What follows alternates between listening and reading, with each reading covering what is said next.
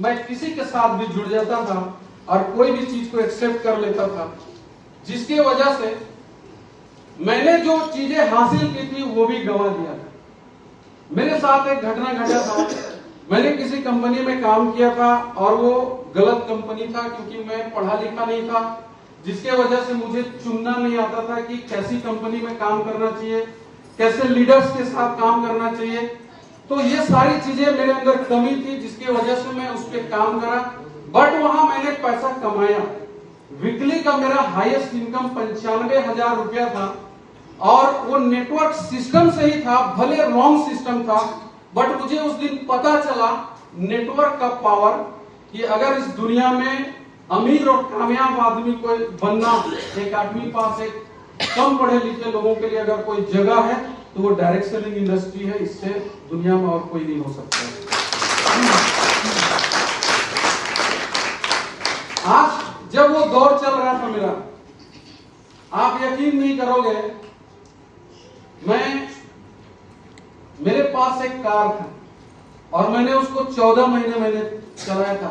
मुझे आज भी मैंने नहीं चलाया, मैं एक ड्राइवर रखा हुआ था, मुझे चलाना नहीं आता।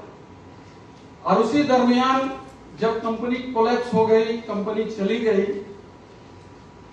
और मैं अपने वाइफ, अपने बच्चों को लेकर आ रहा था अपने ससुराल से, जिसके पैसे मैंने इन्वेस्टमेंट करवाए हुए थे। आप सोचिए उस दिन मेरे दिल में कैसा गुजरा होगा। मैं रास्ते में मुझे मिला और उसने बोला कि अब तेरे बस का नहीं है, तू बाहर निकल। मेरे को बाहर निकाला गाड़ी से और मेरी चाबी ले ली गाड़ी का। मेरे बच्चे, मेरे तीन महीने का मेरा बेटा था जो अभी लगभग 6 साल का हो गया है, निकाल दिया। मैं पैदल अपने बच्चों के साथ लगभग 3 किलोमीटर में चला था और मैं घर गया। उसके वजह से, ऐसा नहीं कि मेरी वाइफ मेरे से प्यार नहीं करती,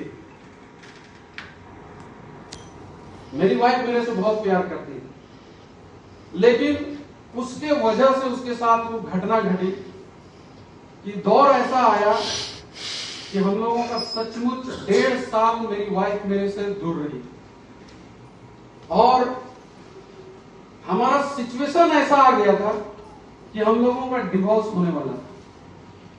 लेकिन कुछ डायरेक्ट सेलिंग के ही कुछ ऐसे लीडर्स हैं, आज भी मैं उनको सलाम करता हूं। इंसान ऐसा होना चाहिए। कुछ लीडर्स हैं, उन्होंने मुझे सिर्फ एक चीज बोला था, क्योंकि मुझे देखा था उन्होंने बातचीत अच्छा करते हुए, लीडरशिप अच्छी करते हुए, बोला था जाहिर तू एक दिन बहुत बड़ा कुछ कर सकता है, तेरे अंदर वो चीजें हैं, बस अपने आप को तू टूटने मत देना, टूटने मत देना। जो आज तेरे को नकार रही है तेरी वाइफ ना, वही तुझसे बहुत प्यार करेगी और वही तुम्हें बहुत ऊंचाई तक लेके जाएगी, सपोर्ट करेगी। और इस बीच में मैं क्या बोलूं सर को, मैं जितना बोलूंगा उतना कम होगा। विक्रांत सर ने जो मुझे सपोर्ट किया, बाय गॉड अगर विक्रांत सर नहीं होते तो शायद मैं आज यहाँ पे नहीं होता। एक बार आज आप सब यहाँ पे जितने लोग भी बैठे हुए हैं, आप सब ने क्या देखा, एक ऐसे शख्सियत भी यहाँ पे डायरेक्ट सेलिंग इंडस्ट्री को कर रहे हैं, डेजॉय को कर रहे हैं, जो 74-75 ब्रांच के सीनियर मैनेजर हैं। किस किस कैटेगरी के लोग इस बिजनेस को कर रहे हैं? ऐसे लोग भी इस बिजनेस को कर रहे हैं जो डॉक्टर्स हैं, आपने यहाँ पे डॉक्टर्स को भी देखा। ऐसे लोग भी इस बिजनेस को कर रहे हैं जो एक मजदूर ग्रेड के लोग हैं, वो लोग भी इस बिजनेस को कर रहे हैं।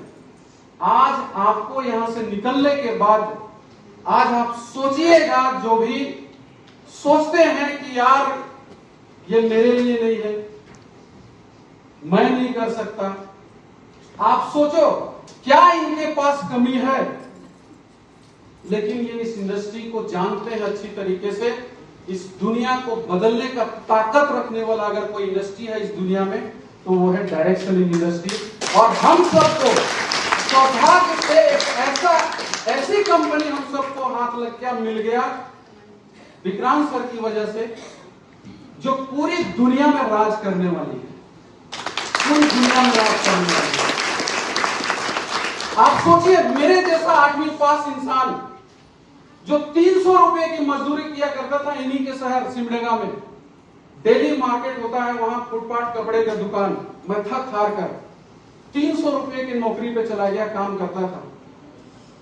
लेकिन अचानक इनसे फिर मुलाकात हुई।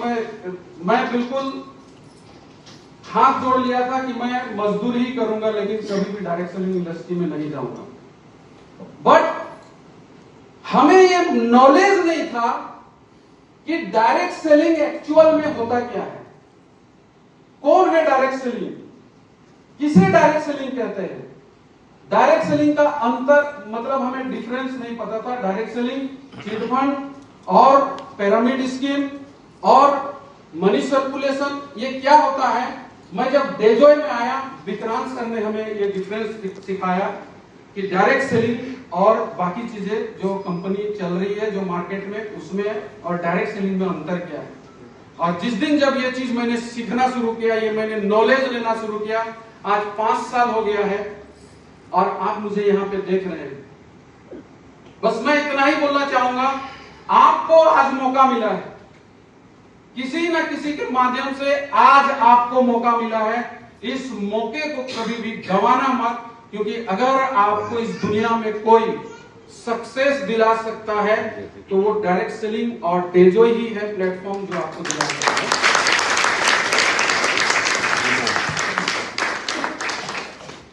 दोस्त, जब मैंने इस बिजनेस को शुरू किया,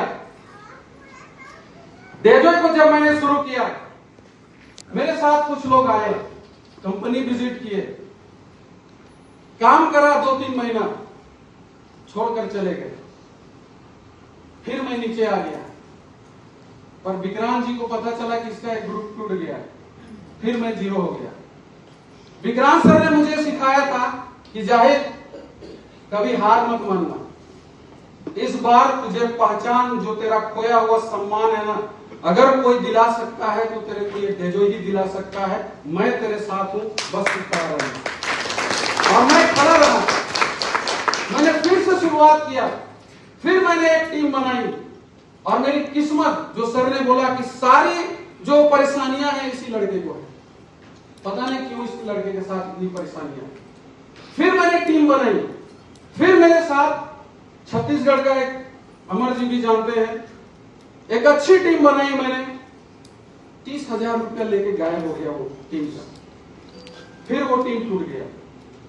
फिर से मैंने छत्तीसगढ़ में कुनकुरी में काम स्टार्ट किया। 9 दिन रहा। ऐसे दिन भी आए थे कि मैं बता नहीं सकता हूं। लॉकडाउन के समय मैं 48 घंटा तक खाना पीना कुछ भी नहीं खाया था। सर ने बोला कि चिंता मत करो यार, मैं आ रहा हूं सुबह। और सर आए थे। फिर हमको एक होटल में लेके गए थे, लाइन होटल हम लोग तरफ बोलते हैं। जम के पहले खाना खिलाया, उसके बाद हम लोग काम करेंगे। मैं टूटा, फिर भी मैं खड़ा रहा, मैंने हार नहीं माना, क्योंकि मेरा विजन क्लियर था कि जाहिद, अगर वो दिन तेरे को दिखाना है अपने बच्चों को, अपने फैमिली को और उन लीडर्स को जिन्होंने तेरे को छोड़ के गया है, तो अपने अपलाइन के बात को सिर्फ सुनते रहना। और जो इंसान अपने अपलाइन की बातों को सिर्फ सुना और उसके हिसाब से चलना शुरू किया, किसी की बात अगर नहीं मानी, सिर्फ अपलाइन की मानी, किसी के बात में दम नहीं है, उसको सक्सेस नहीं। फिर मैंने शुरुआत किया और कहानी में ट्विस्ट ये आता है कि मेरा फिर एक टीम यूपी का एक टीम, और जो प्लेटिनम डायरेक्टर बनने के बाद फिर उन्होंने छोड़ दिया। फिर मेरी एक टीम टूट गई। फिर विक्रांत जी ने मुझे एक चीज बोला कि जाहिद यार, तू मायूस क्यों होता है? तेरे अंदर वो चीज है कि तू सारा जहां भी जाएगा ना, 2 लोगों को तेरे को लाना आता है, वहीं से टीम खड़ा करेगा। मेरे को इन्होंने सिखाया कि तेरे अंदर जो चीज छुपा हुआ है ना, उसको मैं जानता हूं, बस तुझे उसे निकालना है। और मैंने फिर से शुरुआत किया। फिर से मैंने शुरुआत किया और आज आप देख पा रहे हैं, मैं आप सबके सामने जिस बंदे के पैरों में एक आम जूता पड़ा करता था, कभी मैंने घड़ी नहीं पहनी थी, दहेजी घड़ी मिली थी टाइटन की, वो आज तक रखी हुई है। कभी मैंने ये इस तरीके का सूट नहीं पहना था, लेकिन